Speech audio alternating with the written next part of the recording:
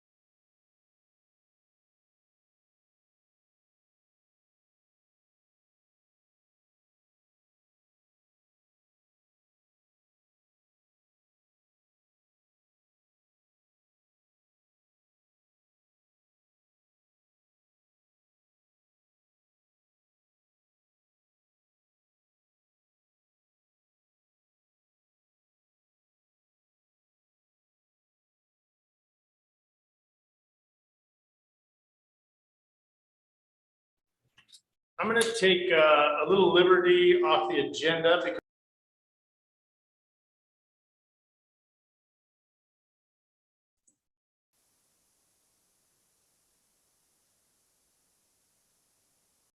Pam feels comfortable. I know that the spouse is always the true force behind any man.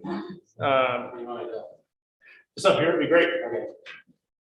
So we have Senator Hobbs here, and so a big reason why we have this building that we are meeting for the first time in a city council meeting is because of Senator Hobbs and his hard work in the Senate and in our community. And so we would like to, one, present to you the plaque that is upstairs. And I know we earlier took a picture up there with it. And what I'd like to do though, I read this earlier and I think it's just it's important to know where people have come from and where people are at and what makes someone just a community asset. So what I want to do is read what's on that plaque so that everyone can hear it. And here we go. So Senator Steve Hobbs, a lifelong resident, has led a life devoted to public service. Steve enlisted in the U.S. Army in 1987 and went to basic training shortly after graduating from Lake Stevens High School. He worked his way up from private to commissioned infantry officer and went on to serve in both the Kosovo conflict and the Iraq War. After the war, Steve returned home to Lake Stevens to raise his family and join the Washington National Guard. Steve was elected to the state senate in 2006 and has since championed issues of importance around transportation, veterans, jobs, safety net support services, education, the environment, and agriculture. Steve is a longtime member of Lake Stevens Rotary and American Legion Post 181 and serves through community volunteerism in addition to his duties in the Washington National Guard and elected office. Steve has remained a friend of Lake Stevens and our champion in the legislature. As a community son, he believes in the city's vision of expanded parks, better roads and trails, more community spaces, and the revitalization of downtown Lake Stevens. Through his leadership, Lake Stevens has received financial and moral support from the state to realize our vision. With deep gratitude, the city of Lake Stevens is pleased to dedicate the stack to our friend and partner, Steve R. Hobbs. Thank you so much.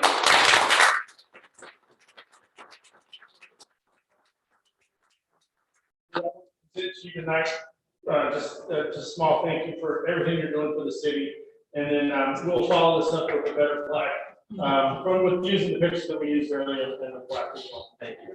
Thank you. Have 2 minutes. Thank you. Go here, or how does this work? I don't know. Probably up to the microphone. Okay, all right. Can you turn the mic off? Yep. I think it's turned on. Okay, good. Okay, well, first of all, thank you so much for this great honor. It's probably the best honor I've ever had. Also, I guess this means I have to try to put in a capital request for Lake Stevens in the next legislative session. I'm trying to think what happens if I can get you a trestle. Maybe there will be a statue. Who knows? I don't know. In all seriousness, the reason why I went into public service was because of this community. You know, I grew up here. I went to kindergarten at Mount Pilchuck Elementary, right? I was a pirate at Lake Stevens Middle School when there was one middle school.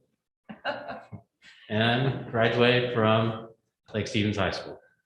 And sure, you know, I cheer for the Seahawks and I get disappointed with the Mariners. And I'm gonna cheer for the Kraken tonight.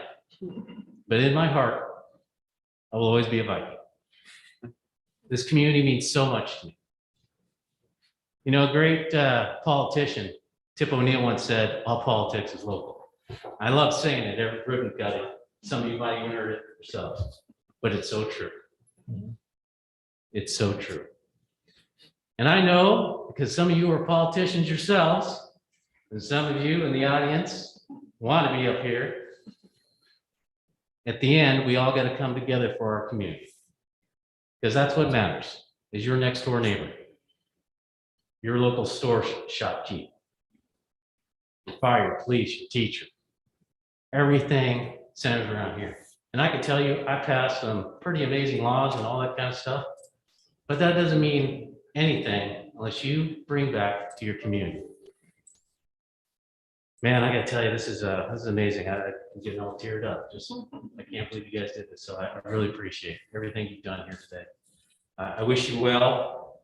I know it's tough being at your level, city council, because you're like the using a military, because being in the military, you're like the ground pounders. You're up front, right? Because whenever you're in the grocery store, they're talking to you. And that's why I want to thank all of you, because I know I've had relationships with each and every one of you. And that what you tell me is what I try to bring back to the community, because really you're in the forefront. You know what's going on. So thank you very much. Thank you, Pam, for being there for me and agreeing to come back to Lake Stevens when I was getting out of the active duty. You didn't have to. So thank you very much. And my three boys were not here. Two of them are one's in basic training right now, and the other's deployed. Of course, Truman, who's I think he's bowling tonight. He's going to represent. Sorry, I'm going on, but I'm so proud of Truman. He's representing Washington State in Special Olympics for swimming. So that's good. So anyway, at the national level, that's right. Oh, Thank you very much. thank you, Senator. Appreciate it.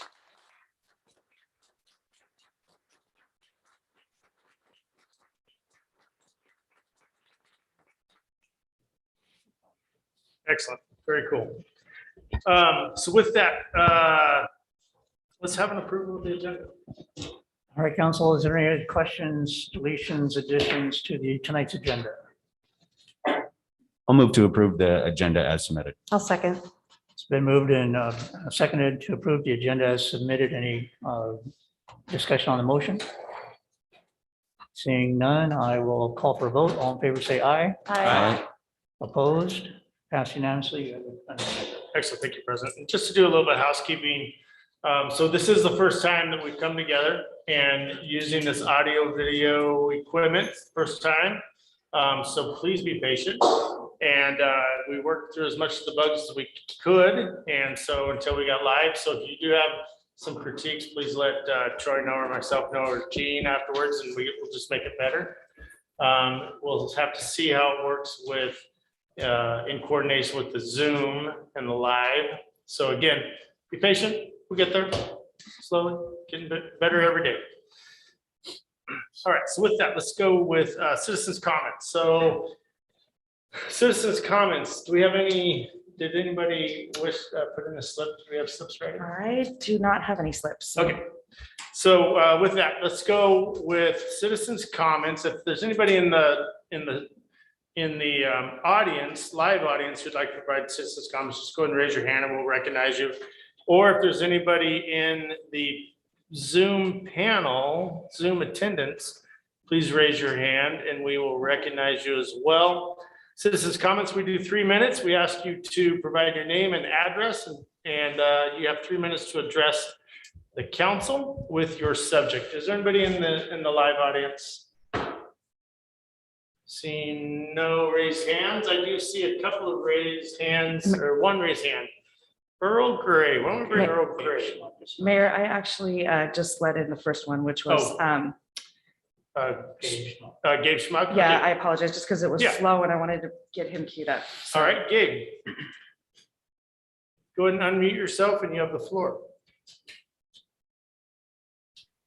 Hi, my name is Gabe Schmuck. I live at 2430 Cedar Road. I spoke at the last city council meeting a couple of weeks ago about the need for sidewalks, both specifically on my street as well as broadly. And Councilwoman Jorstad requested that at your next workshop, if it could be discussed on whether this area was on the priority list or in planning. I watched the majority of that video of your workshop from the meeting on October 5th, which I believe was the only workshop between then and now. And while I did see a very lengthy, albeit very informative presentation on growth targets and buildable lands and a bit on sewer and treatment, I did not hear a discussion about sidewalks. So I just wanted to raise this concern again, because it's not going to go away. And if population is going to grow and land use is going to expand, it's only going to get worse. So I hope that in the near future, either in another workshop or another council meeting such as this, or wherever it needs to take place, that this issue can be addressed. The safety of the citizens and anybody walking our streets should be pretty high concern for all of you. And if you can lower the speed limit on roads reactively because of incidents that have already occurred, it should be a no-brainer to make our streets safer proactively before another one does. Thank you for your time. All right, thank you, Mr. Smith. Go ahead and bring Earl Gray.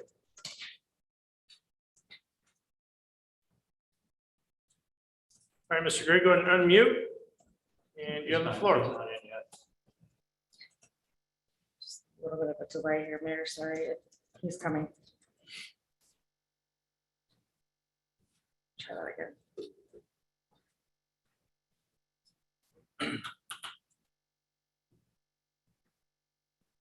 Oh. Okay, he's there now.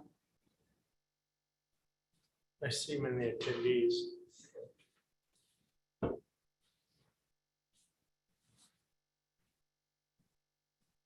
Just wants to be slow, I apologize. Hold on, let's try this again.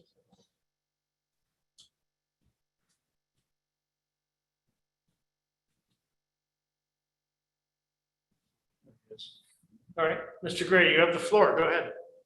Thank you. My name is Earl Gray. I live here in town. I wish to not give my address. Earlier, I ordered some signs saying stop developer control. And last night or this morning, I placed those signs around town. I specifically made sure those signs met code and in fact are the exact same size and shape of a person sitting on this council and half the size of another person sitting on this council with signs in the exact same place that I placed them.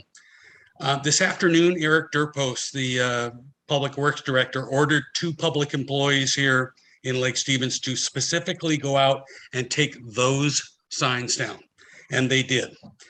Keep in mind, these signs were right next to signs of the same exact height and shape as other signs that were left standing. Those signs have been sitting there for months. And these signs have been up less than 24 hours. It's because the city didn't like them. That after the city changed their sign code to not discriminate on content, that is clear retaliation. That's favoritism. That's what banana republics do. It is preposterous what's going on. The majority here should be ashamed of yourself, and you all need to be fired. I'm filing a formal complaint, and I want the signs back. Thank you. Great. Do we have anybody else in the attendees with their hand up? Not seeing anybody. Are you seeing anybody? Can you give us just a second?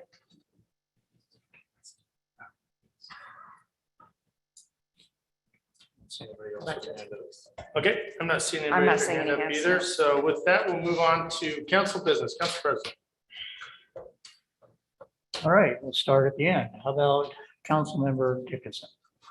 Well, I went to the senior center board meeting yesterday and I got some sad news, and that is that they are going down the tubes because people are leaving Lake Stevens Senior Center to go to Snohomish Senior Center.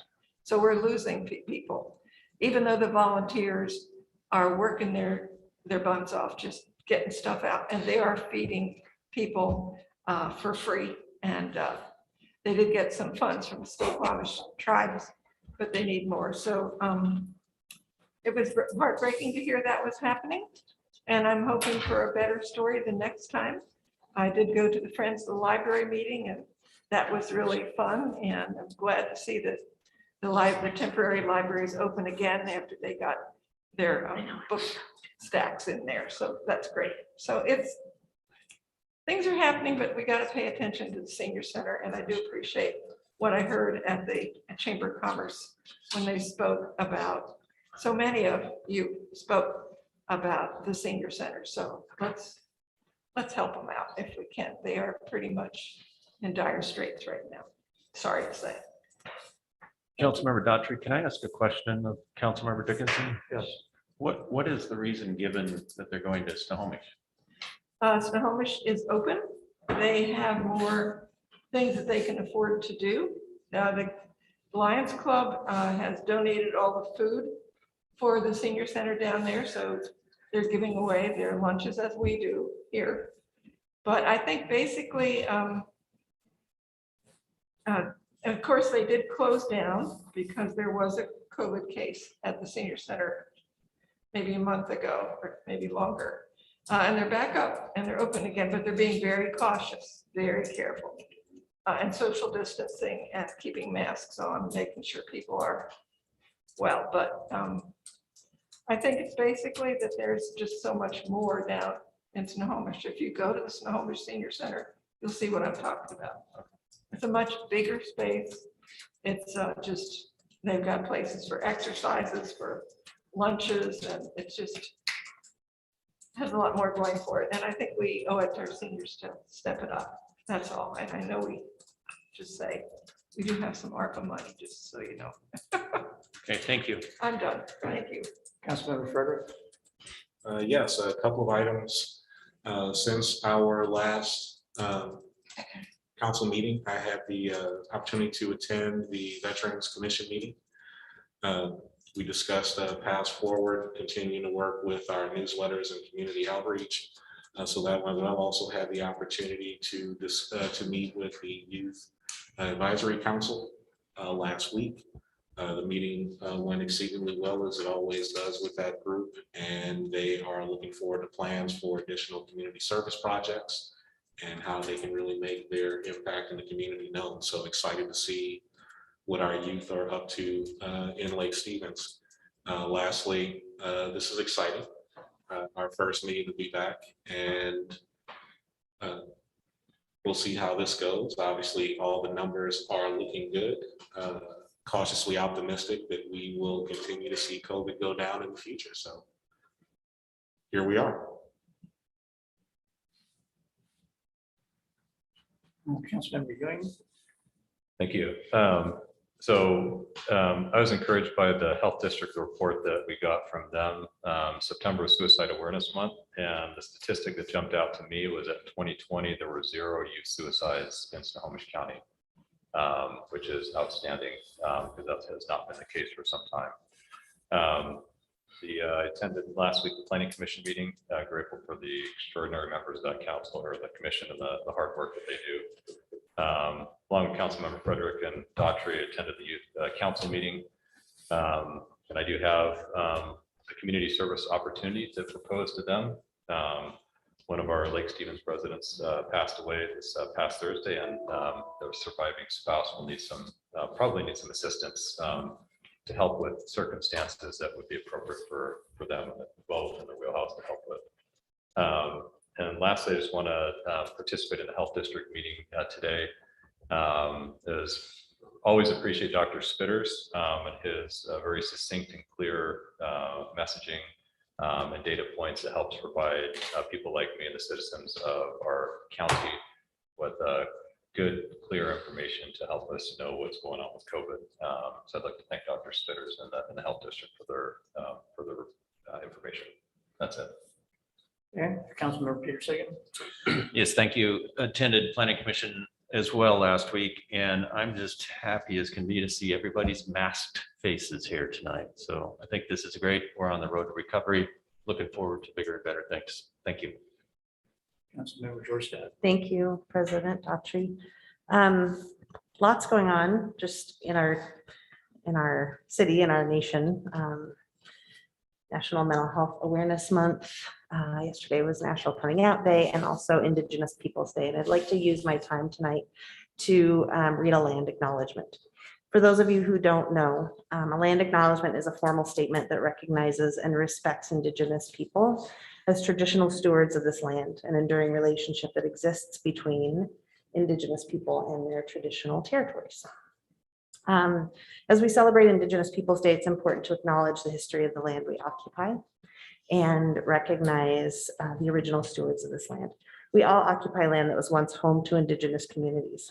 Acknowledging this, naming the traditional stewards of the land where we sit and work and play, is an important part of acknowledging the history of colonialism by white Europeans. There is work to be done. Acknowledgement can be the first step towards asking what we can do to strengthen relationships and work towards reconciliation as individuals, as a city, as a region, and as a nation. So today we recognize we are on Indigenous land, the traditional territories of the Coast Salish people, who since time immemorial have taken care of, hunted, fished, and gathered on these lands. We respect their sovereignty, their right to self-determination, and we honor their sacred spiritual connection with the land and the water. Thanks. Thank you. Councilmember. Yeah, thanks for that, Council Georgetown. That was great. I attended the Veterans Commission. Great things going on there. Just make sure everyone knows there's a coffee clutch this Saturday from 8 to 10. And because of space, we're going over the buzz end and they'll be supplying coffee for us. So if you're a veteran or you want to come down and be with some veterans and learn what the committee is all about, it's a great opportunity. And then also tomorrow, Chamber of Commerce meeting. So I'll be attending that as well. Thank you. As already mentioned, I was at the Youth Advisory Council, Veterans Commission, and those meetings. The Youth Advisory Council is doing some great things. One of the good things that they're doing is looking ahead to being able to go down and talk to Senator Steve Hobbs and company down there to see what they can, how that process works down there. So we're getting ready to take them down there whenever we can. I don't know when that's going to happen. They're also doing a succession plan, which I think is very important for the Youth Advisory Council. They're trying to figure out how do they keep the Youth Advisory Council going once this group of people leave, because they are going to graduate and move on to better things.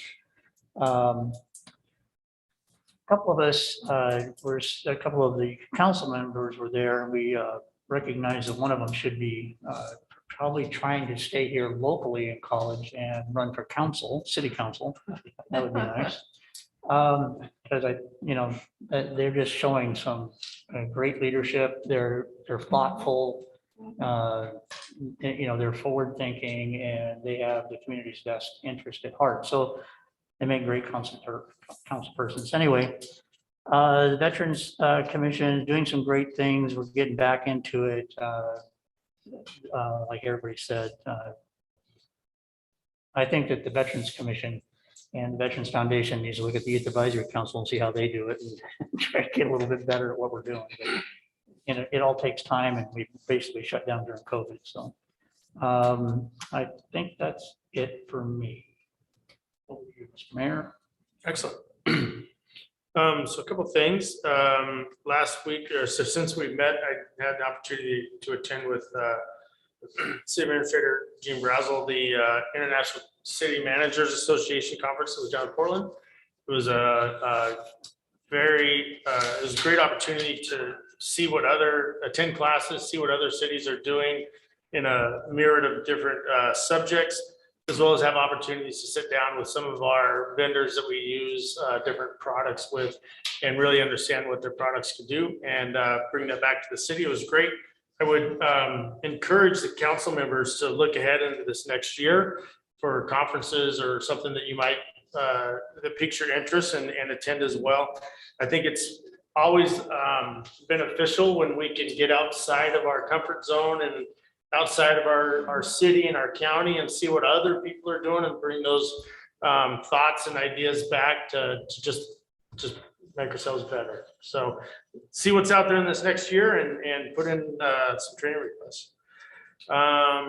Additionally, next week we are going to bring you at the workshop a kind of an early ARPA money allocation ask that we can talk through, and part of that is some money for the senior center, because I know that they are in need of assistance right now, and we'll look to talk about it next week at the workshop and then vote on it on the 26th of our next council meeting. There'll be a couple of asks on that item list. I had an opportunity last week to testify at the Snohomish County Council in favor of County Council members Sam Lowe's amendment securing $600,000 for the Lake Stevens Food Bank. And that did pass. It's a privilege to be able to testify for that for a great organization in our community. And with that, I want to recognize a proclamation I'll be signing recognizing October 2021 as Domestic Violence Awareness Month in the city of Lake Stevens. We did this last year. I think it's a very worthy awareness opportunity for our citizens to recognize the issues of domestic violence. And so let me read this. Whereas October is National Domestic Violence Awareness Month, and Snohomish County is served by many agencies, including Domestic Violence Services of Snohomish County, YWCA Seattle King Snohomish, the Snohomish County Domestic Violence Coalition, and the Snohomish County Domestic Violence Task Force. And whereas domestic violence is a pattern of physical, emotional, verbal, and sexual abuse, which includes but is not limited to threats, intimidation, isolation, and or financial control. And there are more than 10 million abuse victims annually in the United States. And whereas domestic violence accounts for 15% of all violent crime, and 1 in 4 women and 1 in 7 men have been the victim of severe physical violence by an intimate partner. And whereas domestic violence crosses all boundaries, including ethnic, cultural, economic, religious, age, ability, education, and class, and can occur in any family structure. And whereas the cost of domestic violence to our economy exceeds $8.3 billion per year. And whereas October 18th to the 23rd, 2021 is YWCA Week Without Violence, which is a national initiative created by YWCA USA to mobilize people to take action against all forms of violence wherever it occurs. And whereas during 2020 to 2021, domestic violence services of Snohomish County served more than 1,300 individuals through shelter, housing, and legal services, answered 4,685 calls on the 24/7 support line, and provided 10,935 safe bed nights to those in need. Now, therefore, I, Brett Gailey, Mayor of the City of Lake Stevens, hereby proclaim October 2021 as Domestic Violence Awareness Month in the City of Lake Stevens, and call upon residents to recognize domestic violence as a serious health and public safety concern, and with compassion assess victims of these crimes and finding the help they need. Yeah, very important subject. Having been a police officer for 21 years, I'm very familiar with domestic violence in our communities, and it's something that we often see, but most often we don't see, and those are the crucial cases that we need to be looking for. So, with that, we shall move on to city reports. Mayor Gailey, just really quick, I just want to thank you for the memorandum summarizing the ICMA annual conference report. I don't know if I've seen this before, but it's super helpful to have it laid out and to get a sense of what it is that you were able to learn and see. And I just would love to have this be more of a regular thing. I think when any of us go to conferences, to be able to summarize what we learned and what the opportunities are. So thank you. Yeah, and I think it's something that's been done in the past, but we haven't been doing Well, conferences. Makes sense. But I think that is a protocol. Sure. Thank you. But we'll keep it going. I agree with you. Thanks. Kelly or Barb, who's introducing Matt? I can go first. Oh, okay. Oh, excuse me. Matt. Well, we got Matt and we got Caitlin. I'm sorry. Barbara's gonna do Matt. Okay, Yeah. Barb. Are you ready for me? Yes. It is wonderful to see you guys all there in person. I apologize I'm not there joining you. I look forward to it in the future meetings though. I'm very happy to introduce to you Matthew Heist. He is our new finance manager. He started with us on September 13th. So there he is, I assume. So prior to working for the city, Matthew spent 7 years with the Washington State Auditor's Office. He led the day-to-day operations of his team's more large and complex audits and managed the time and audit quality of his staff that was assigned to his audits. He's also a member of his team's recognition committee and a fraud specialist. He also served on the local audit representative as a local audit representative for the Financial Audit Committee and as a statewide subject matter expert for the housing authorities. In March of 2016, Matthew obtained his certified public accountant license, his CPA. Matthew loves spending time with his wife of 10 years, Candace, and their 3 young boys. Jacob is 6, Benjamin is 3, and he has an 8-month-old named David. They currently live in Snohomish, and interesting, he's also a vetted journeyman carpenter and enjoys house projects. You know, we have a number of people who do that, and they share all of their wonderful experiences. Another interesting thing, Matthew was raised in Lake Stevens and graduated from Lake Stevens High School in 2004. He fondly remembers his time growing up in Lake Stevens, spending his summers with friends in the lake. He participated in sports programs here in the city, and his family also attended church here, where he grew one of his passions in theology studies. One more great thing I'd love to talk about, he, as a teenager, he also participated in the City of Lake Stevens Explorer program with the police department. He got to participate in ride-alongs, Aquafest security, dressed up as Larry the Crash Dummy and McGruff the Crime Dog for a couple of the local fairs. And so now he's looking forward to working with us and making his community greater. So Matthew, if you have anything you want to add to that, please feel free. Know you are extremely welcome.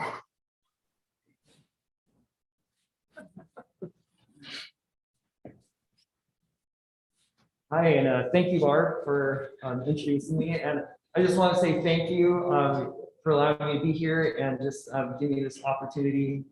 Like Senator Hawes, I think he has left I grew up here in Lake Stevens, as Barb had said, going to Mount Pilchuck Elementary, going to North Lake, and graduating from Lake Stevens High School. So my parents still live here. I love this area, and I'm just glad to be on staff now and be able to help serve the community here. So thank you.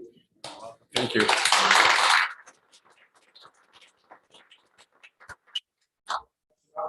Is he gonna run the gauntlet? Yeah. We'll hold off on the gauntlet. We don't want to spread our rumor. That's the gauntlet. Anyway. Kelly, you're up. Hi, Mayor and Council and staff and audience. I am super excited to introduce Caitlin Weaver, our new deputy city clerk. She started with us a couple of weeks ago, already has been a tremendous amount of help. We have tag teamed a bunch of things. We're already partners. We're getting on great. She's got a positive and wonderful attitude about everything. And I just want to take this opportunity also to thank the council for their support in this position, because we are going to rock it with the two of us in the clerk's office. We're going to get a lot done. So she comes from the Snohomish County Sheriff's Office, where she wore a lot of hats, as she will probably hear as well. But she's kind of dived in records management and public records requests and all of those office type tasks. So she's fitting right in. I found out that today that the finance manager for the Snohomish Sheriff's Office is here tonight to support her, which says a lot. And I mean, her referrals and everybody that she's left behind said we are getting a huge asset. So I'm super excited to have her here, if I haven't said that 5 times. And she also has lived here in Lake Stevens for almost 15 years, has 2 girls that go to school here. I saw a lot of myself in her when we were interviewing her, when she said, oh my gosh, to work for the city I live in, what an amazing opportunity. And I remember feeling that same way. So anyway, Caitlin Weaver, welcome.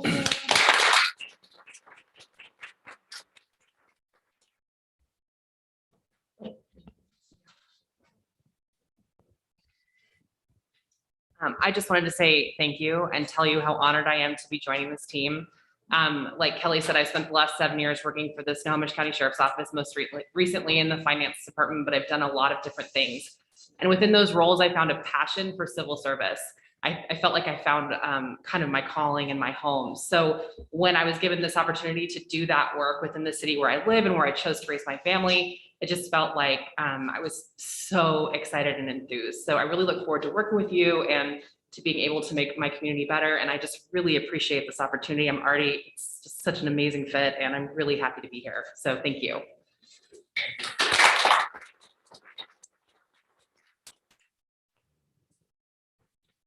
Great, good stuff. And I will say we got the better end, sorry, but yeah. Both with Caitlin and. Yeah, we absolutely. Good. We scored with both Caitlin and Matt, so glad to have them on the team. Gene.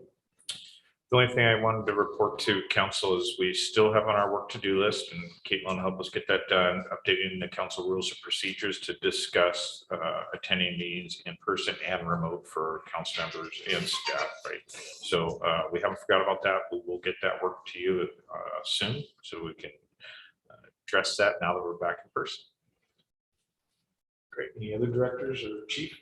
I just have interviews tomorrow for deputy chief position, so I'm very excited. I appreciate the support in getting that position filled. Nothing here, right? Okay. And Troy's been working very hard, just so everyone knows, not only get this room set up, but just there's a lot of IT stuff that goes on, and he's knocking it out. And I appreciate it. All right, so with that, let's go to consent agenda. Can I get a motion to pass the consent agenda, please? So moved. Second.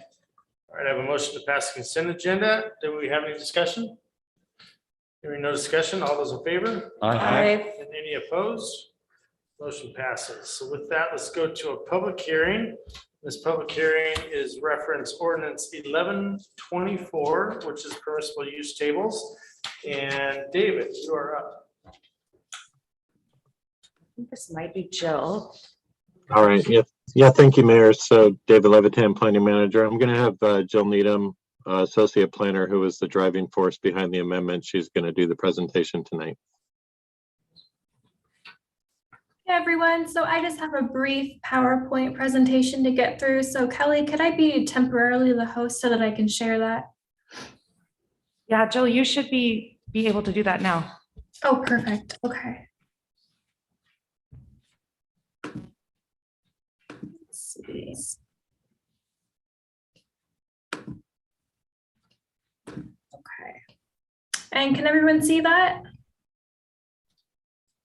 Yes. Perfect. Okay. So good evening, Council. Today we are bringing back the Permissible Use Code Amendment for the fourth and final time. And at the end of this meeting, this presentation, I should say, a public hearing will be held. So first off, just a little bit of background info on this code amendment. We are proposing some amendments to primarily chapters 1440 and 1444 of the permissible use table. Chapter 1440 contains the permissible use table and the guidance on how it should be interpreted. And Chapter 1444 contains the performance standards for select uses. We've also added some footnotes that direct readers to those performance standards within Chapter 1444. It is important to note that areas within the sub areas are regulated by the sub area chapter of the code 1438. And for this project, our goal was mostly to consolidate some of the outdated and really antiquated, overly detailed uses and replace redundant land use processes with clear and objective standards, and to better tie in that table in 1440 to other chapters. So we've held 7 planning commission work sessions over the past year. 3 council briefings were held. And we also sent that 60-day notice to the Department of Commerce, the Washington State Department of Commerce, I should say. And we sent that draft code amendment to the Lake Stevens Chamber of Commerce as well about 2 months ago. We've issued the SEPA, and the comment period elapsed and no comments were received to us. And so specifically, one of the major goals of this amendment was to make the existing use table easier to navigate. And to do that, we created 3 separate tables for residential, non-residential, and special uses. Previously, it was all in one table and it was kind of hard to read. The North American Industry Classification System, or the NAICS system, are included in the left-hand column for easier navigation. And along with these table revisions, we added a couple of definitions in our definitions chapter 1408 to maintain that consistency with the 3 tables. 2 new sections have been added in order to connect that sub-area chapter and then link back to those performance standards that I was talking about in 1444. And after a few revisions, a few revisions were made to the home occupation section of the code. So that was moved into another section and a couple of revisions were made. Other sections we revised included the storage facilities section and farm animals. We also simplified noise regulations, and so now we just reference the WAC. Parking requirements in 1472 were also revised to match those in the new table, so it's all consistent. And you'll see in your packet that all the changes are marked in color, either red or blue. So please refer to that for those specific changes. And finally, this amendment meets the approval criteria for land use code amendments that is found in that section of the code 1416C. And as I said before, we've sent SEPA, received no comments, and we held a public hearing at Planning Commission last month where it was approved unanimously. So of course, now it is council's turn to hold that public hearing. And with that, do we have any questions for either Senior Planning Manager Leviton or myself?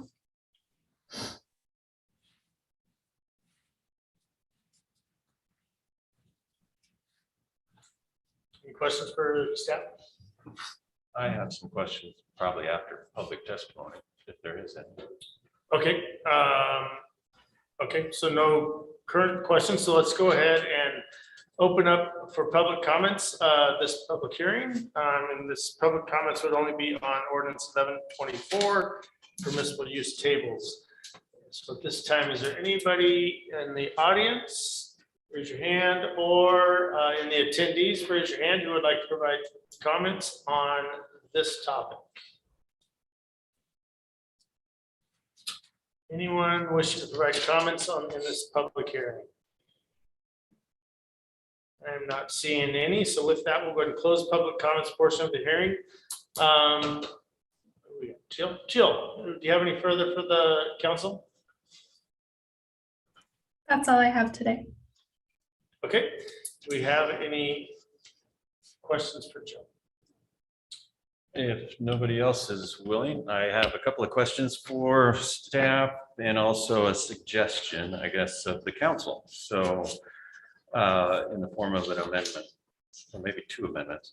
The first question I have for Jill is, on 1444-044, it talks about item C, special restrictions. And I'm a little confused as to how you interpret this. It talks about the storage use shall be limited, the facility shall be limited in size to 25% coverage or less per development. And then the subsection, letter I, it talks about each development is defined as the area of contiguous local business parcels. So if you have 3 or 4 parcels within the local business designation, how do you limit the size of 25% coverage on a particular development? Is that 25% total of all contiguous parcels, or is it 25% of each individual parcel? Councilman Peter Sagan, can you reference which page you're on, please? 57, I think. Well, it's on the top it's right. 57 of our packet, Thank but you. it's 25 of the permissible. Perfect. Thank you. It's right in the middle of the page there. Yeah, so that's a really good question, actually. So the intent there is that 75% of the total development would be dedicated to some other sort of accessory use, so that storage unit isn't the whole use that's on the parcel. And then the contiguous parcel language is just to account for many local business zones that have more than one parcel, so that the development can be spread out between the whole development site, if that makes sense. Not entirely, because if the contiguous local business parcels are separate ownership, you got a big problem. You're assuming that the contiguous local business parcels are owned by the same entity, correct? So Dave, you can correct me if I'm wrong, but I believe that this was in our code before and that we aren't changing this portion of it. Well, and that's fine. I'm just bringing it up as a point of trying to clarify things. We're going through this process to clarify things. And so reading through this, I think it's our opportunity to clarify things. So that's why I'm bringing it up. So. Yeah, so that is existing language. I've always read that to mean all of the local business parcels within that area of the city. I mean, we don't have a whole lot of areas that are zoned local business. And so if, say, there were 5 different parcels and they're under 4 different ownership, my understanding, and I haven't had to deal with any, the most recent storage facility came in before I started with the city, so I wasn't involved with that one. I've always read that to mean the entirety of that local business area, irrespective of ownership. So I guess how would you interpret it if somebody came in on a single parcel and yet there's 3 other parcels that are in the local business designation that are adjacent?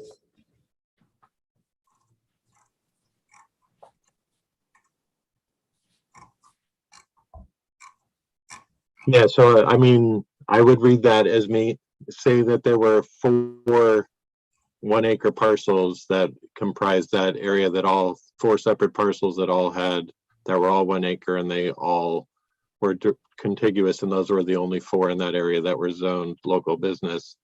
I would read that to mean that if somebody came in and utilized 1 whole acre for storage facility, that you would not be able to do another storage facility in that area, is the way that I've always read that code. But if we need to clarify that further, if the council doesn't want the code to be interpreted that way, then we can revise that accordingly if there are concerns about that would limit the future property rights of others. This code is basically being developed and written so that there isn't a proliferation of storage facilities within any particular area of the city that's zone local business. So that's the way that I have always interpreted that code.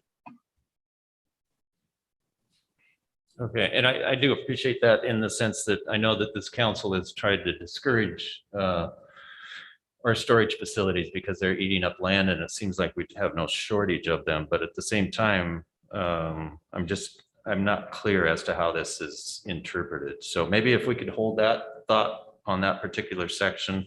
The next section would be item number 2 down below on the special restrictions. I don't understand why the city would want to put itself in a position of analyzing a particular development proposal. And I think it's kind of, if you folks are kind of cluing in here, there needs to be an economic analysis with the development application. And we as a city are not here to determine the economic viability of a particular project. That's for an applicant to do that, for the business world to figure out. And I think it's probably a little unfair to put our community development director, if that's the person that actually judges that, in kind of a weird position in the sense of he becomes, or she becomes, kind of judge as to whether this thing makes sense or not. So I've never seen this type of language in a code, in a land use code, where the city municipality, the approving jurisdiction, has the authority to say, yeah, that makes sense, or yeah, that doesn't make sense. Yeah. So I would suggest that we eliminate this paragraph. Again, I think it's putting our staff in a very compromising position. I think it's a little unfair. So I would agree with you. I think that's more of a person's business decision to make. the third comment I have, and that removal of that section would be an amendment that I would like to make to this. The third comment I have is just a question to staff. And there are some changes here on page 38, I noticed. I remember when the Ram restaurant opened up pre-COVID, there was some question with Bartels as to the joint parking area. Is it going to be adequate and so forth? And I think the initial occupancy of that restaurant, I kind of proved that maybe it wasn't. And then COVID happened and then they weren't open so much. But then I kind of think forward to, and I'm glad that Meatheads is in the spot they're in, and I'm glad they're part of the city and provide a service, but I think you all folks have experienced the parking situation up there. It's not good. So the question I have is the restaurant section, I think it's 8.1. These are all crossed out. I don't know what section it is. It's 8.1 or 8.2 or 8.3. Talks about restaurants without drive-in or drive-through service, and it's one space per 100 square feet of gross inside floor area, plus one space for every 4 outside seats. The question is that adequate? So that we don't have another predicament like Meatheads or, and I don't know if the Ram Bartels deal is quite resolved yet, but there was some conflicts with that early on. So I'm just asking the question of staff. Sure. And that's something that we can look at a little bit further down the road. I will say though that is just transferred over from our old parking matrix in 1472. There's no actual changes proposed there. But if you would like, we can definitely look into parking a little bit more. And I'm not a parking expert, but is there some, I'm assuming this is taken from some national standards or some guidance from experts in that regard? Yeah, I mean, I was not present in the development of the parking code per se, but I would assume when it was developed that other similar jurisdictions were looked at to go off of. Yeah, and just to clarify on the parking section there on page 70 of the packet and page 38 there, as far as the restaurant uses, basically the only changes we did there was kind of consolidate the restaurant uses. They were kind of overly detailed and broken out, just very much, you can see all the red in the left column under use. You know, restaurants without substantial carryout, but with outdoor seating, restaurants, we tried to basically consolidate those uses, and we didn't change any of the actual parking, and that wasn't really within the scope of the project to change any of the actual parking standards themselves. That is something, this section of the code is being proposed for amendment. If there was a specific amendment that council members were in favor of, that amendment, I guess, could be made, but that generally wasn't kind of the intent of the project. It was really just to consolidate uses so that they would be consistent with the new definitions and the new permissible uses in chapter 1440. Okay, again, I'm just asking the question. So, yeah, and if I could just, if I could respond to the comment about the economic analysis related to the storage facilities. So we did pattern that off of some existing language that we have within the planned business district that basically says if you want to do residential development, you have to demonstrate why you can't do some sort of commercial or mixed use development. That's that area up off of Grade Road, kind of northeast of City Hall. And so there was some precedent for that, but if council members obviously, aren't in favor of that and not having the city be in that position where they're weighing in on economic viability and evaluating kind of economic reports, that's definitely, something that can be changed.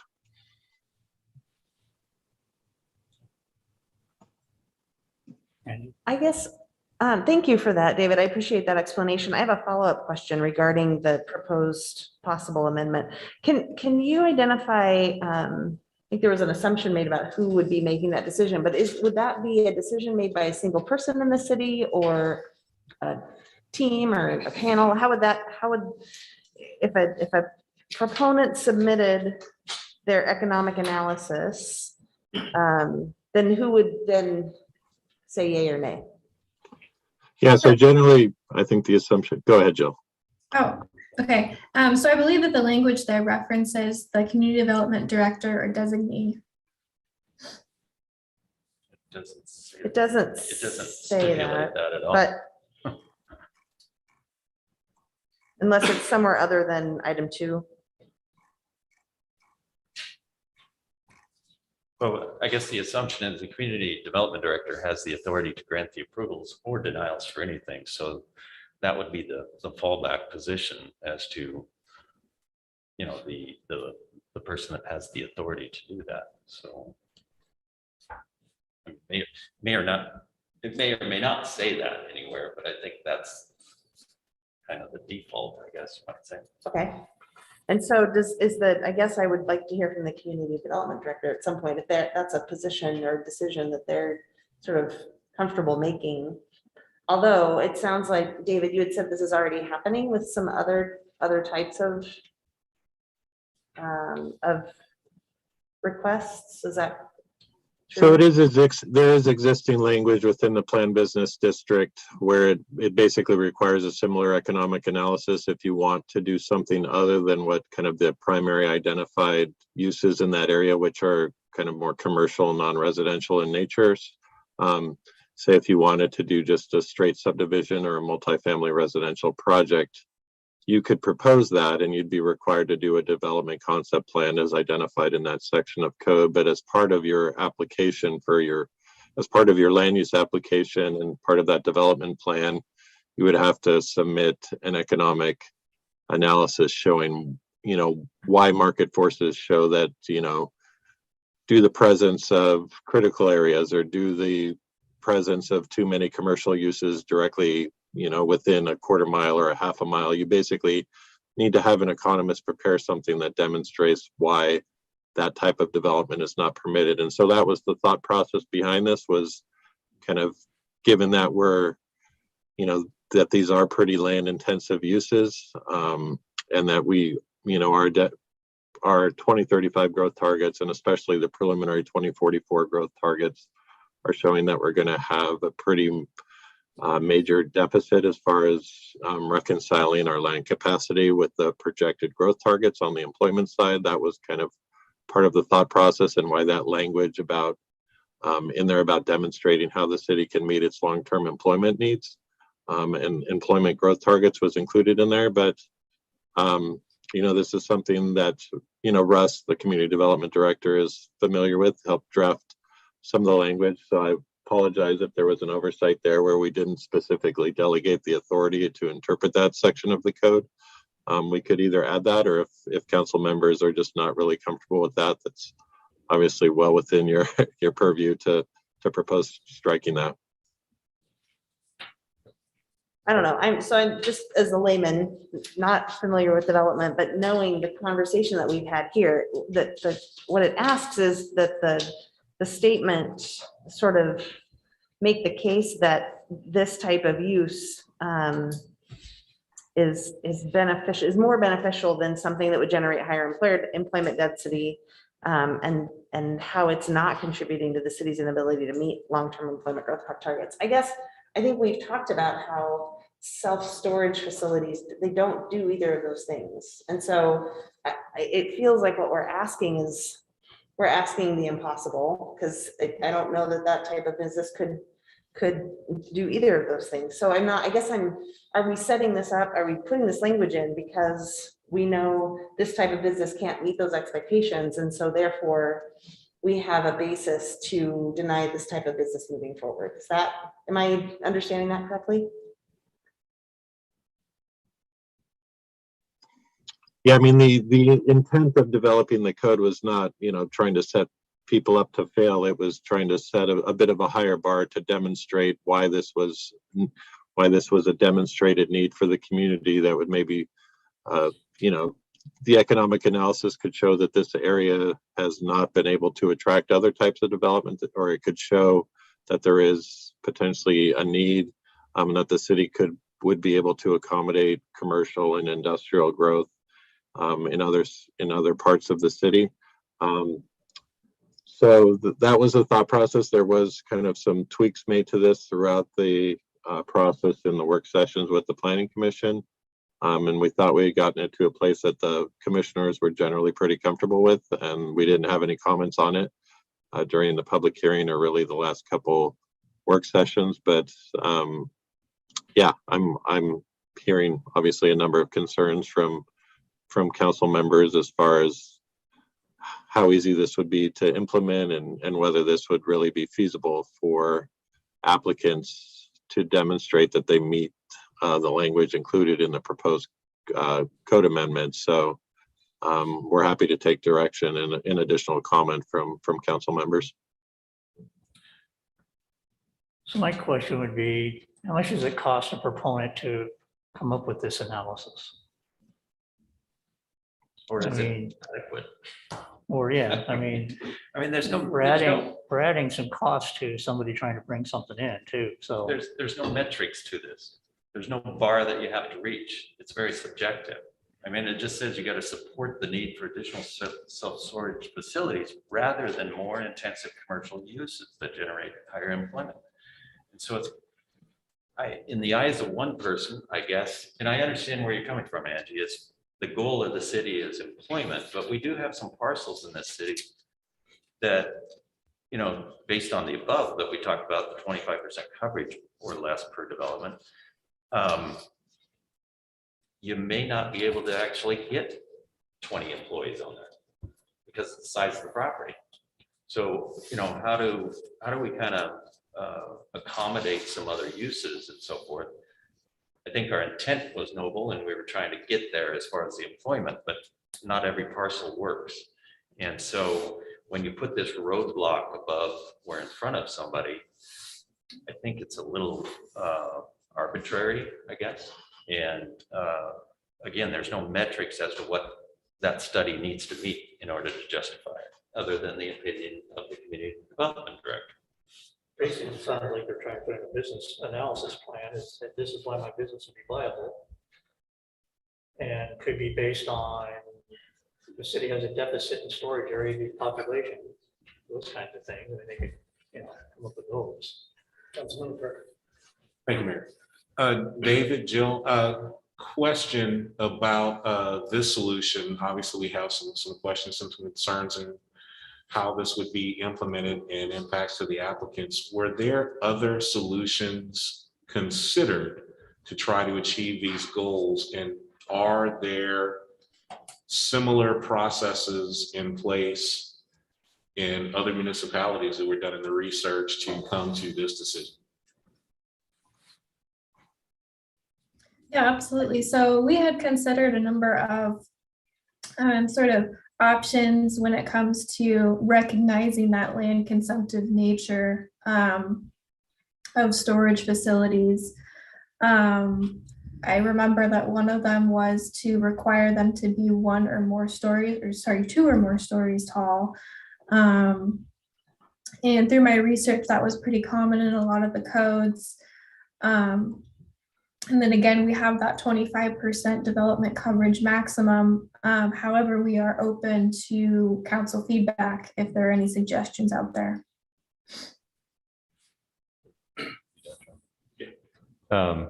Excellent comments from fellow council members. So I guess my question is, I mean, David, your comment was that you wanted to restrict storage facilities within the city. So for cannabis, we restricted the square footage for the city. So if that is the intent, why are we not using a square footage metric that's quantifiable, that's everyone can see? Why are we not considering that if we really want to limit it for whatever reason? I think the thought was our approach was more for applicants to demonstrate the need as opposed to the city establishing a kind of a clear and objective metric as far as the total amount that we want to see. I think it's slight, coming at it from a slightly different perspective than the cannabis discussion, but that is something, I mean, if council members would like us to do some more analysis, or if they were generally comfortable with a cap as far as square footage of storage facilities, I don't think we're necessarily trying to limit them. I think we're trying to provide a pathway to have them permitted, but to demonstrate, to account for the fact that, they do take up a lot of land and don't generate a whole lot of employment growth, to basically show that there is still a need for those and that there's not another feasible use of that property. So kind of long story short, we definitely could look at that. I'm not familiar with any other jurisdictions that have put a cap on them. They typically just very much limit them. A lot of cities where I've worked allow them in one zone and only through a traditional conditional use permit. And so they're not outright permitted or even administratively conditionally permitted in zones. They basically are kind of limited to one small part of the city. And so if council members would like us to consider, what is the city's intent and what is our general comfort level with the total amount of storage facilities that we think should be in a growing city of 40,000 people, we could do some potential research. I mean, we could strike that section for now, and in future code updates, we could look at maybe revising that in the future if there is some interest in that. So there's a lot of different pathways and avenues that we can go. I think with section C here under the special restrictions, I would like to see something more definitive. And the general principle is let business people at the market dictate what's there within the guidelines that are there. We set that as a council, and planning commission works with that to help set those standards. But I'd definitely like to see some more definitive language in there that would help clarify that. And if our council were here, I'd ask about opening us up for liability with something that's so seems arbitrary for the term someone else used with section 2 of that. So anyway, I appreciate the work that's been put into the rest of the packet. Councilmember Dickinson. Well, I also have to say I'm a layman. I'm not a developer. But one thing that I know, I believe is in our code already, is you can put apartments over buildings. Now I know, I'm sorry, but I'm just picturing using that space for a storage facility. And what if you put apartments above it? then you would provide housing for people. And you also would, I don't know, it would just generate, you already have the building there. It's just something I was trying to be more creative at thinking of how we could, because we do have such a limited amount of land to work with. So I'm just trying to get outside of the box a little bit with that idea. And I was just thinking, well, storage facility, it's not like there's a lot of coming and going. People come and unload their moving van and then they go away or whatever. I don't know, it's just, I wonder if that might be just a concept to think about anyway. Thank you. Changing topics. I also wanted to reference page, council packet, page 36. I think it's page 2 of the Exhibit A. I have some information and a suggestion.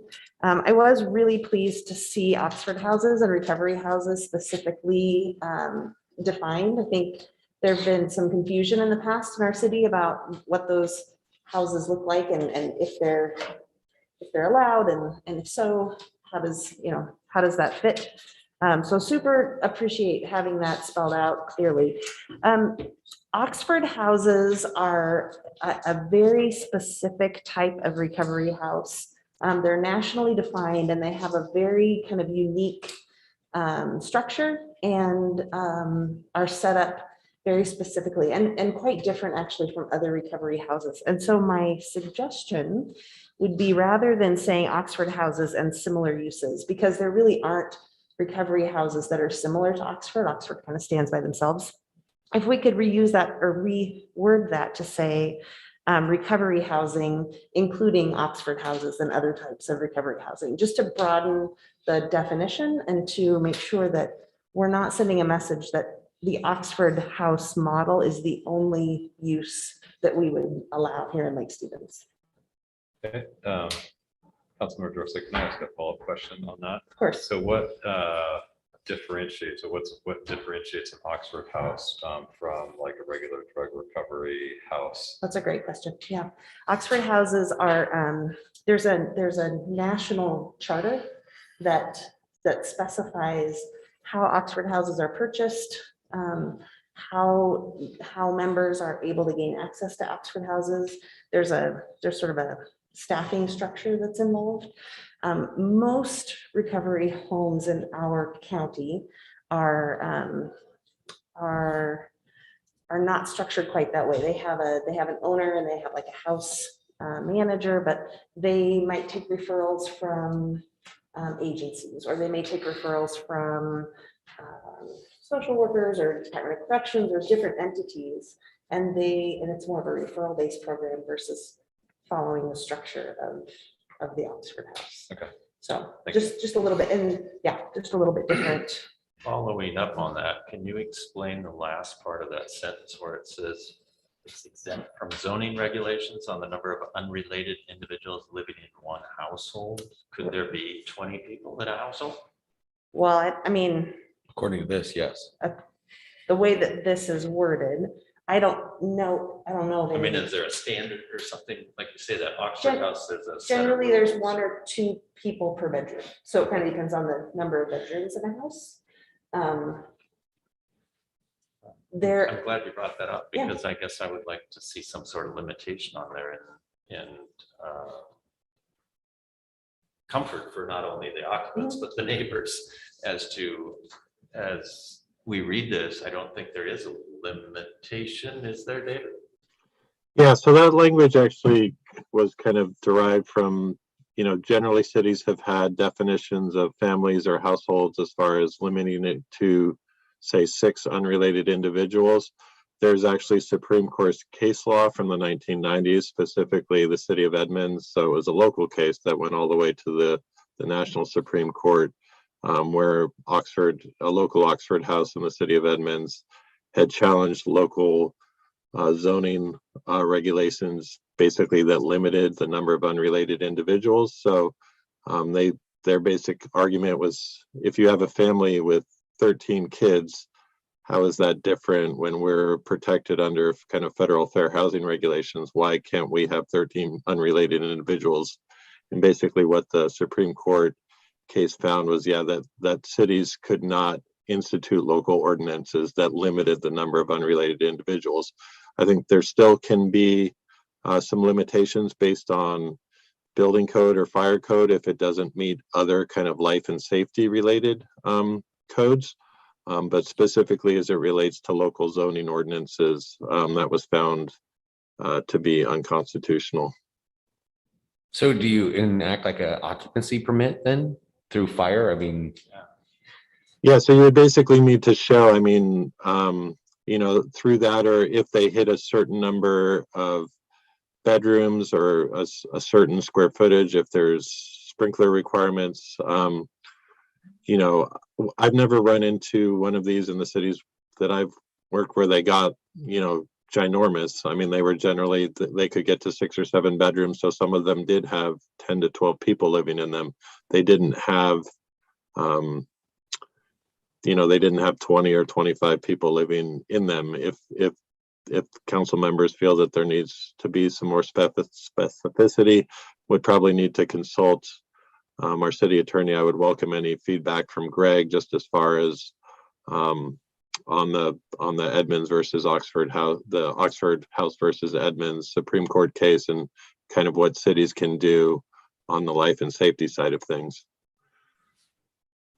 Yeah, I'll just say that would be prudent. I'm aware of a neighboring city that has been in extensive litigation with regards to this issue here. And so I would like to see us avoid those missteps there. And going back to Council Member Georgetown, yeah, that's definitely a change that we can do. And I appreciate the feedback and your expertise in the field. You know, we'd use that just because we were largely writing this based off of kind of the Supreme Court language, and that we have had kind of some similar proposals, not specific Oxford houses recently, but other similar uses. And so I think it makes more sense to talk about community, kind of a more generic term, such as recovery houses or community recovery facilities, something along those lines, and then maybe use specific examples to note kind of what the intent of that language is. That sounds great. Thank you. Do we have any other discussion on this? What's the feeling here? Do we want to maybe continue this with given the input? Bring it back. David, what does that do to your timeline if we do a continuance? We're fine. I mean, if you'd like us to do some additional research and would like to do a continuance, we're not in any rush. We could bring this back. We would probably not the next meeting, but your first meeting in November, time allowing, can work with Kelly on that. You know, we've already met the 60-day notice. There isn't any sort of, you know, land use clock that goes along with the development code amendments. So there's nothing that would, you know, preclude us from continuing this to do a little bit more analysis. Okay, so I think what I'll do is I'll just leave the public hearing open, and we can just do a continuance when David comes back after going through his notes and doing some fixes. Okay. Mayor, I have one last question. Oh, sorry. No, I just said it. Councilmember Jorstad, about the Oxford houses, is there data for Snohomish County to help us understand like the distribution of those within the county? Of Oxford houses? Oxford houses. Their yeah. website is really extensive and fabulous, and it will list every Oxford house throughout the county, including the ones in McStevens. Awesome. In terms of other clean and sober housing, there isn't any sort of place where you can get all of that information at once in one place. Because Oxford House, there's just a way to organize, you can get that data. Exactly. Awesome. Yeah. Mayor, I think we need to set a date for the hearing. For the next, so we. Yeah, so November 9th would be the next meeting, if that's agreeable to staff. November 9th? Yeah. Okay, so we'll do a continuance of the public hearing to November 9th.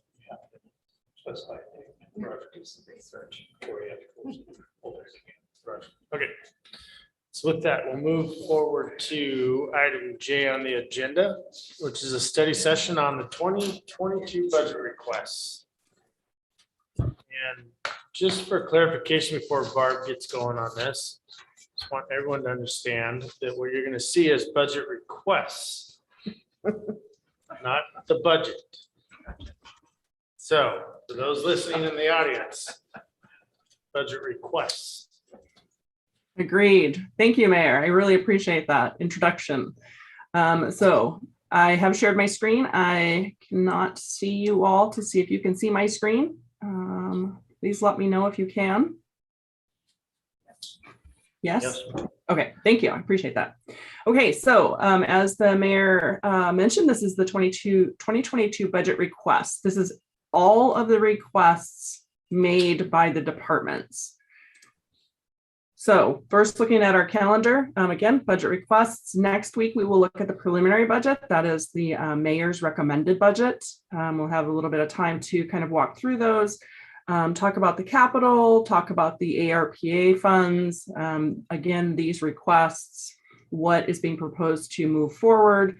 And then on the 26th, we'll have the proposed budget with any changes that the council has suggested or made. And then we do have a city council discussion scheduled on November 2nd, only if needed. I know this is a meeting that we're tentatively not having. And so we can do that. The public hearing, the first public hearing will be on November 9th.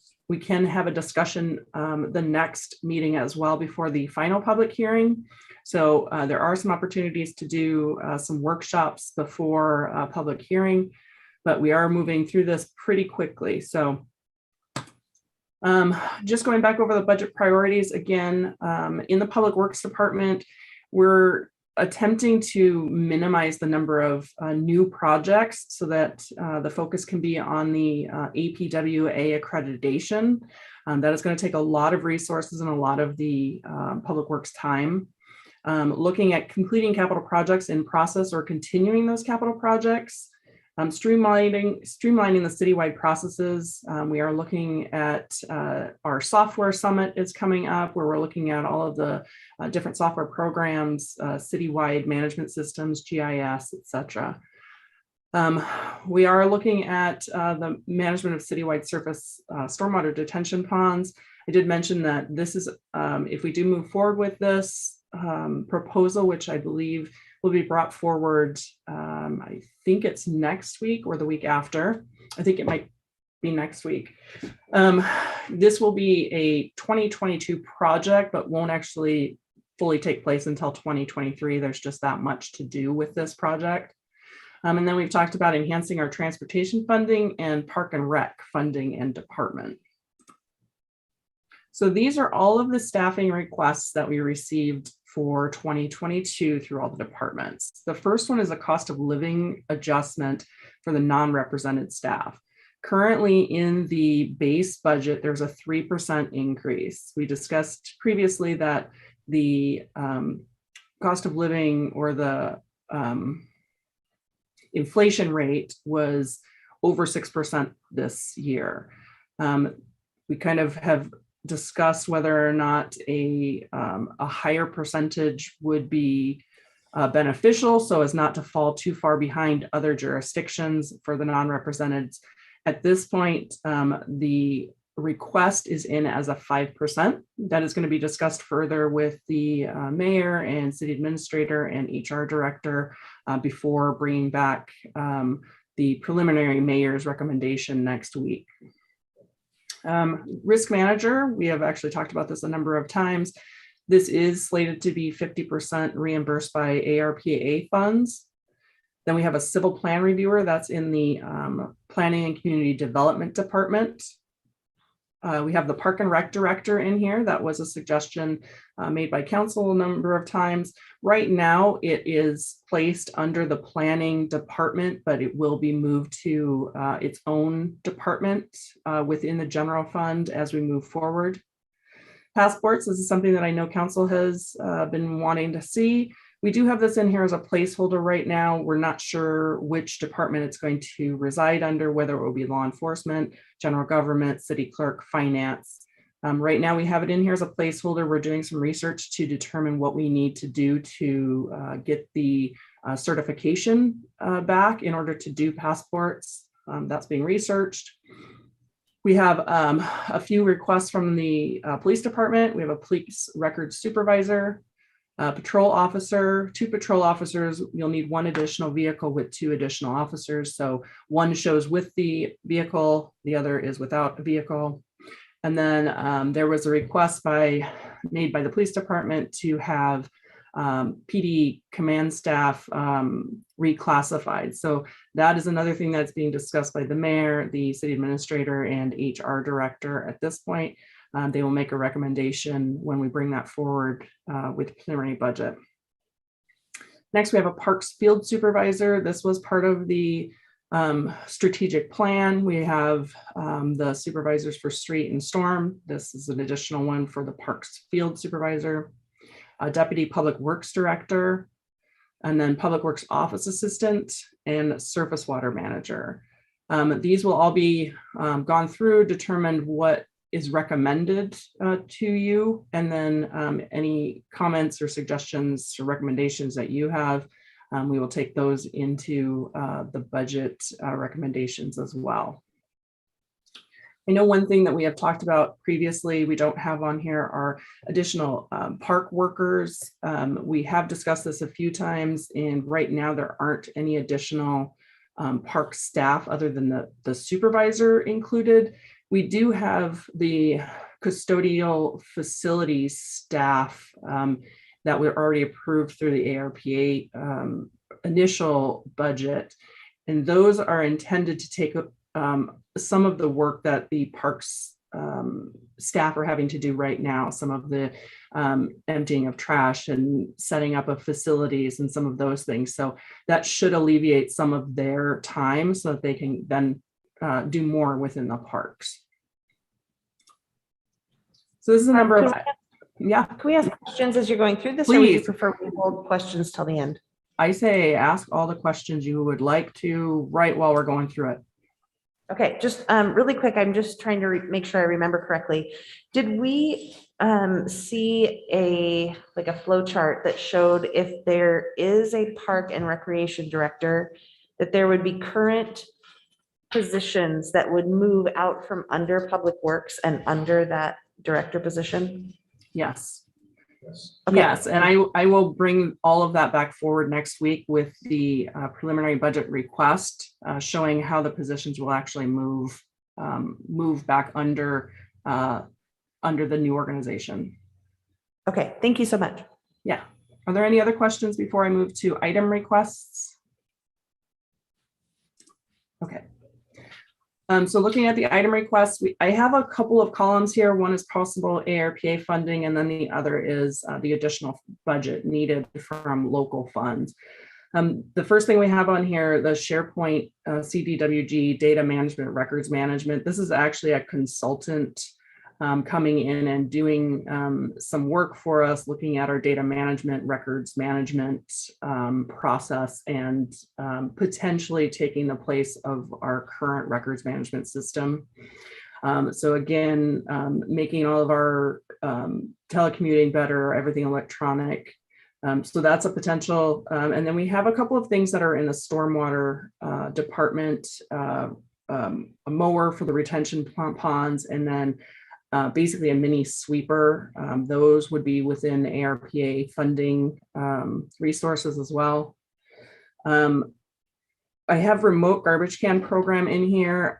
This is something that our IT director has been working with the mayor on. If there's a potential where there's a some type of GIS notification system within the garbage cans that say when it's full and when they need to be emptied, that type of thing. So it's not a very expensive program at this point, so it might come in as a test, sort of let's test this out and see if it works, directing people to do these things a little better.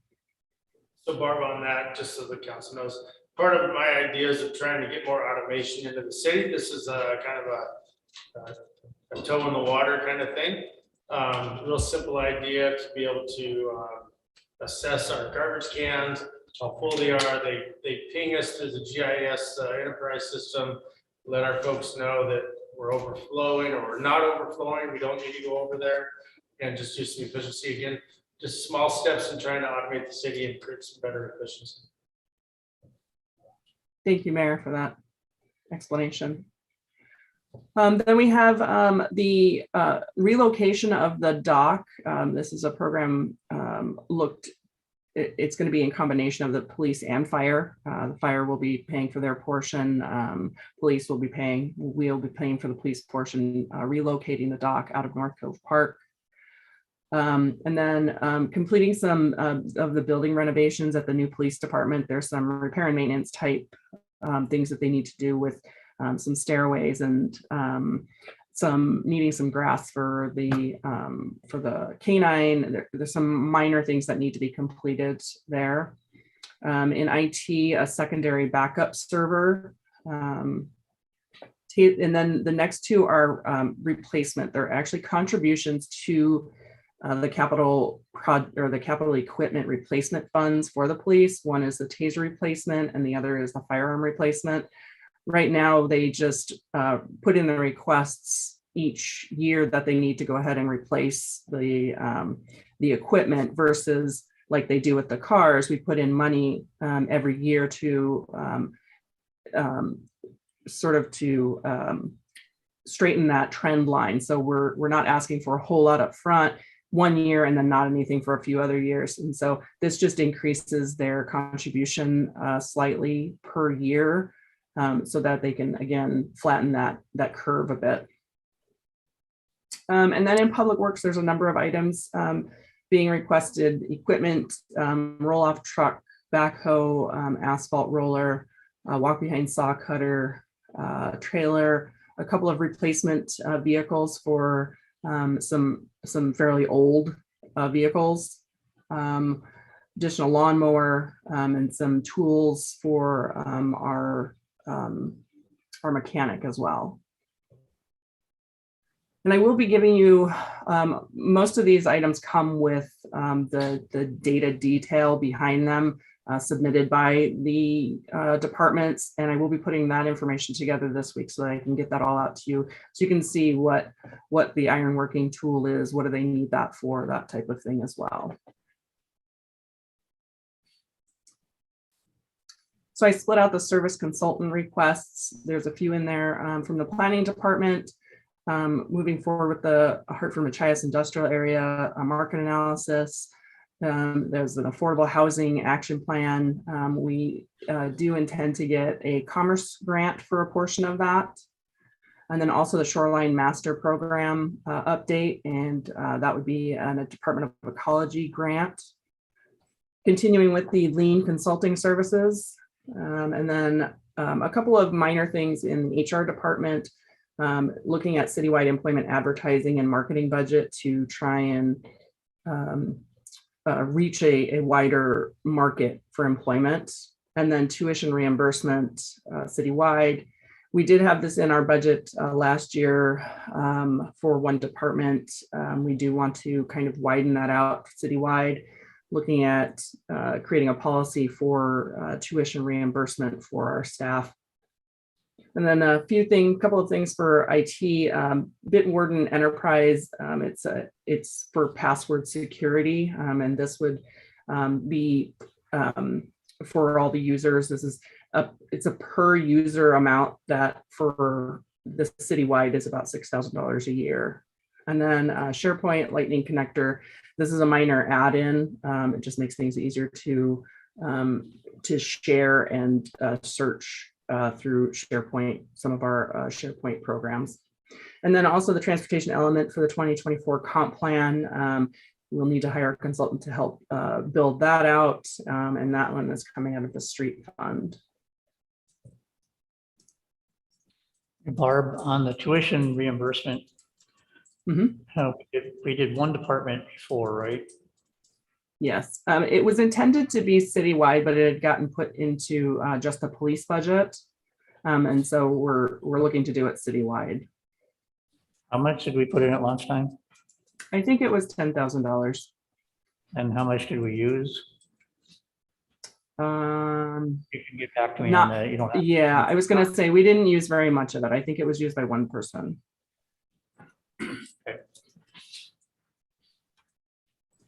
Audrey. Yeah. I used it and I'm currently enrolled in school and I was the one to use it last 2 years. Okay, thanks.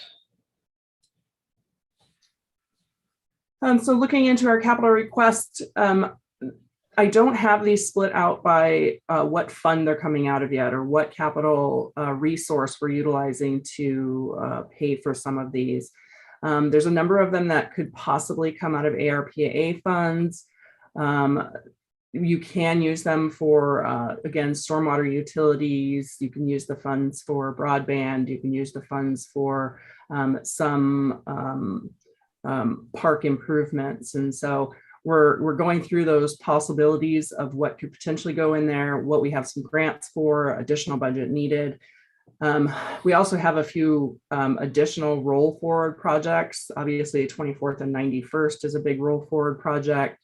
That's going to that takes a lot of project management, and a few other small ones like Lundin Park, and there's just a few other small ones that we need to take a look at, make sure we're getting completed before we start anything new.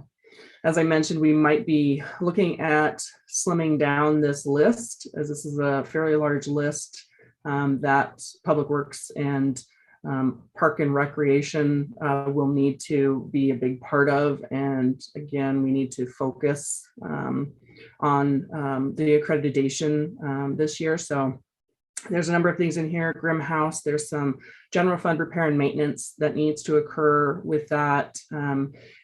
The Festival Street, there's some zeros. I did update my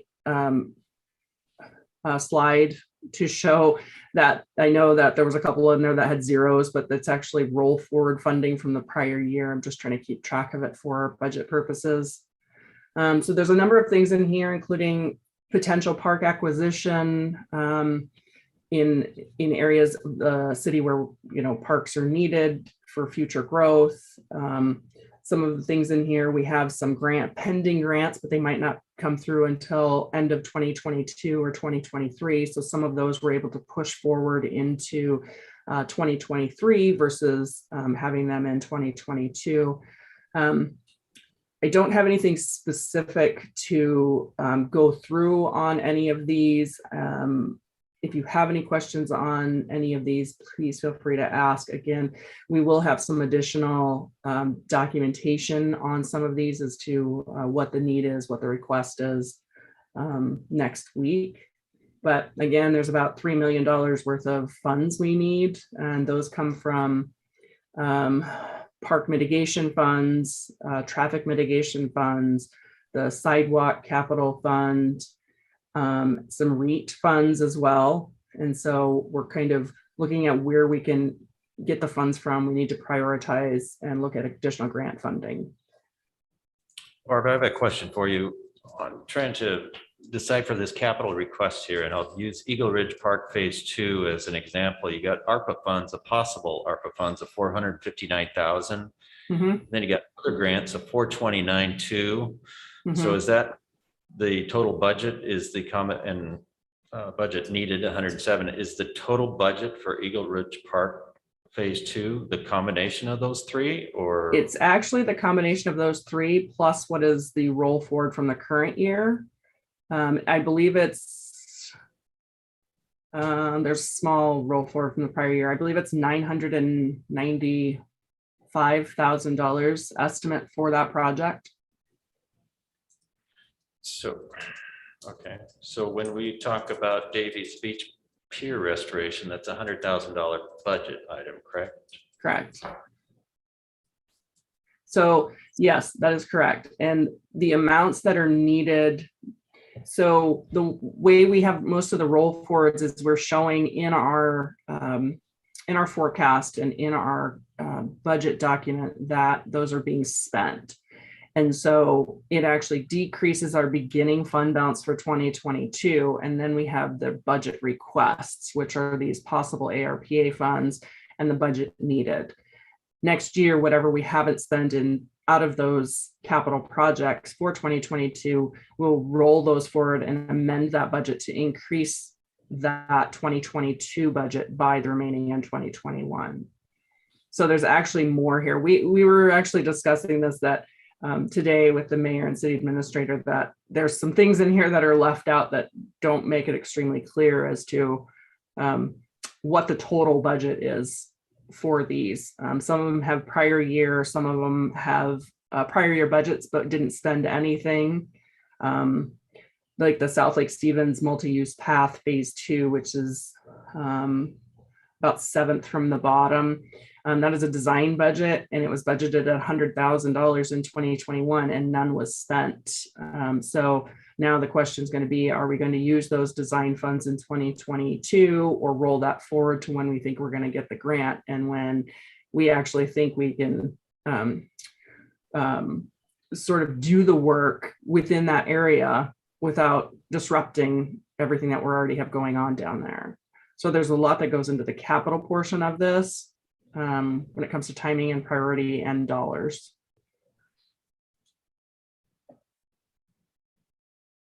Is there something I could show you better next time that would give more of an idea of, would it be like the total project dollars help? Yes. Yes. Okay. The reason why I asked the question is I'm just kind of looking at this going on the 20th Power Line Trail. We're talking almost $1 million for this. It's actually $1.6 million. And that's Did I going miss from- something around here? That's going from 20th to 8th Street. Right? Is that right, Eric? Yeah. That's just the 20th to 8th Street portion, southeast. And the next phase from 8th Street to 84th or to Silver Hill. We don't have that yet. We don't have that works. Okay. So Barb, I got a question. The weir replacement. I had thought I'd heard that we were under consideration for Fish and Wildlife grant. Is that in the works, or am I misunderstanding that? I believe we are, and we've actually, this is another one that has a roll forward for the design. This does not take into consideration the construction, I don't believe. So, and I don't think that that's actually going to happen for a couple of years, if I understand correctly, due to need for permits and the tribes also having some comments, etc. So I believe this might be one that the construction gets pushed out a couple of years until we are able to move forward with it. So Barb, on the 117th Street Northeast Stormwater and Sidewalk project, did we split that out for stormwater and sidewalk based upon the different pots of money that comes from, or split it out because of the ARPA versus budget needed? Both. Both because the stormwater is an allowable use of ARPA funds, whereas sidewalks are not. So the stormwater funding we're showing coming out of potential ARPA funds, and the sidewalk project right now will likely be a split of sidewalks, transportation zone, traffic impact fee zone 1, and potentially some real estate excise tax. I believe in the prior year that one was held for a potential Safe Routes to School grant that I don't believe we received, and so it looks like at this point it's being requested that we move forward with that one anyway. Is there any roll forward on that project? Yes, a small amount. I believe about $100,000. I had actually was looking at it earlier, and this might pop up on your screen, but it won't. Okay. 117th sidewalk project. The sidewalk portion has $100,000 budgeted in 2021. So the stormwater, no, never mind. Never mind. I'll ask Eric offline. Okay.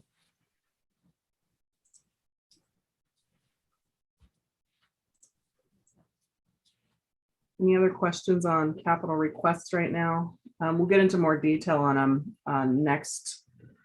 during our next preliminary budget discussion. Like I said, some of these have roll forwards. The 99th Avenue Southeast U-turn channelization has, I think, a $10,000 roll forward. 79th and 8th has a really small roll forward. Some of these projects started in 2021, if not earlier.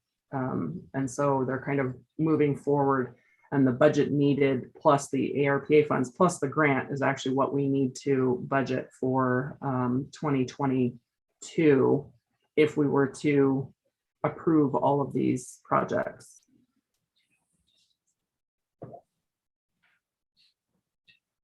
All right, hit the next one. Okay, so this is just an overall summary, looking at the budget impact of the operating and capital equipment. Total requests are 3.175. This does not include the capital. Again, it's just capital equipment, not capital projects. And it just breaks it down from personnel requests and then the other, which is the items in the consultants, just to give you a breakdown of that. And then looking at our financial forecast general fund. So there was an update. We did an update to this base budget forecast since I presented it to you 2 weeks ago. So 2 weeks ago, it had us at $4,876,000 in 2027 for the combined general and reserve fund. We went back and looked at how we're counting for the ARPA funds, and we needed to show that we were actually getting that money back into the general fund for all the salaries and benefits we were utilizing out of the general fund. So that was approximately an additional $400,000 being reimbursed to the general fund through years 2024. So 2022, 2023, and 2024. So that was one increase that we saw out of the base budget. And then an additional was annexation revenues. This had been missed previously as we were not actually receiving any annexation revenues or a minimal amount of annexation revenues in 2022 as we missed the deadlines for the property tax and the surface water, et cetera. So I do have this showing up in 2023. I went back and looked at our FCS report for annexation areas, and we added in annexation revenues for 2023 on with a 2% increase each year. And so we have it conservatively in there as 2023 at about $600,000. So that this is actually our base budget now. That does not include any additional requests. I wanted to get that clear before we actually went into the difference between our base budget and our all requests. And so this is the updated forecast of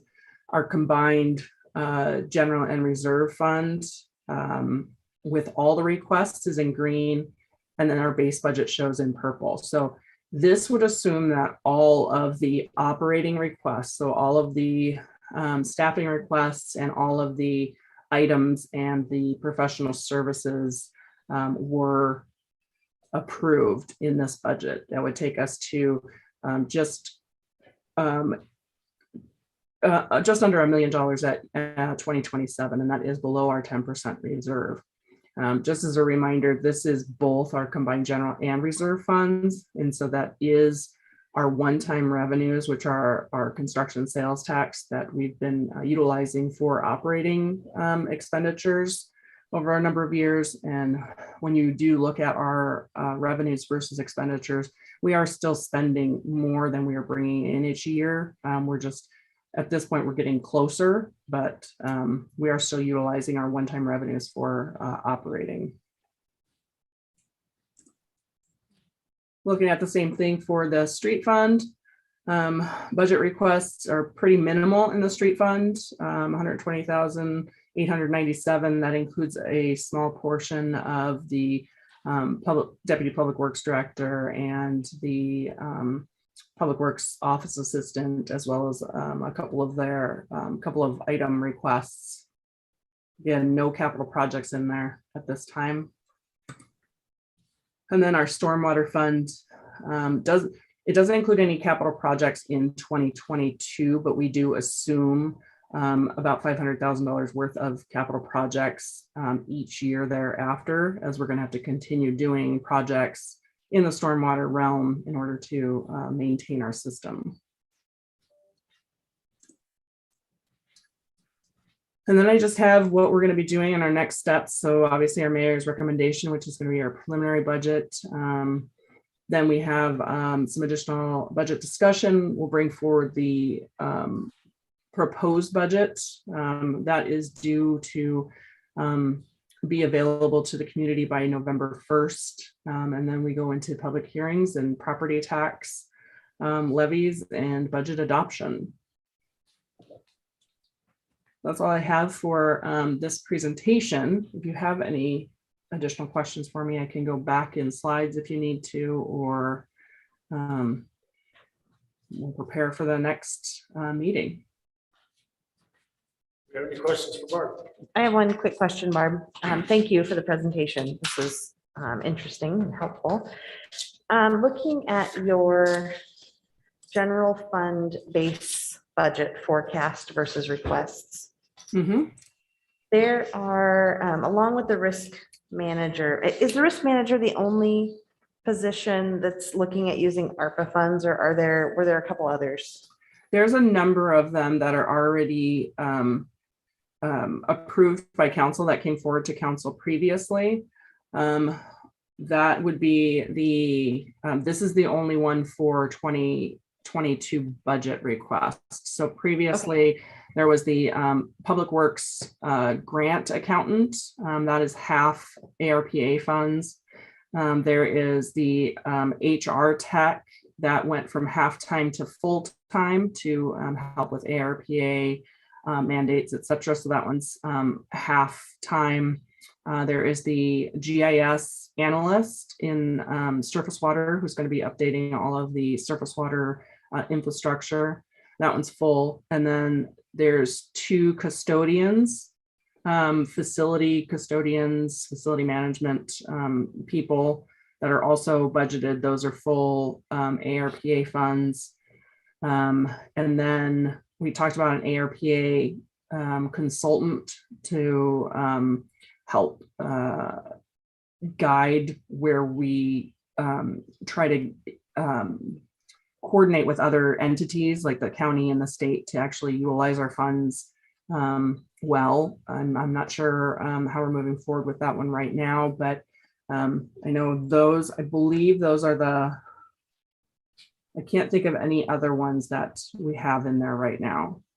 Okay, thank you. So for the positions that will continue beyond 2024, when we no longer have the ARPA dollars, does the general fund based budget forecast include the increase to our general fund to continue those positions?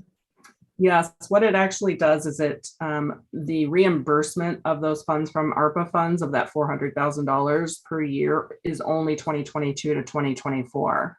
And so I already have the staffing in the base budget all the way through 2027, but it's only being reimbursed to the general fund for those 3 years. Okay, thank you.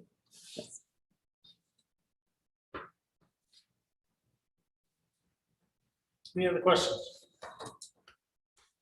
Good stuff, Barbara. Appreciate your work on this. It's always difficult to get through, but that's the season and that's what we're doing. So I appreciate your work. Thank you. I do want to bring up a discussion on next week's workshop. I wanted to know the council's desire on whether or not to do that in person or just do it over Zoom, since we wouldn't be having citizens' comments or the presence of citizens at a workshop. Thoughts? I prefer to go online for the workshops. In person. In person. Council President spoken. In person it is. All of that, such a power. Goodness. All right, in person it is.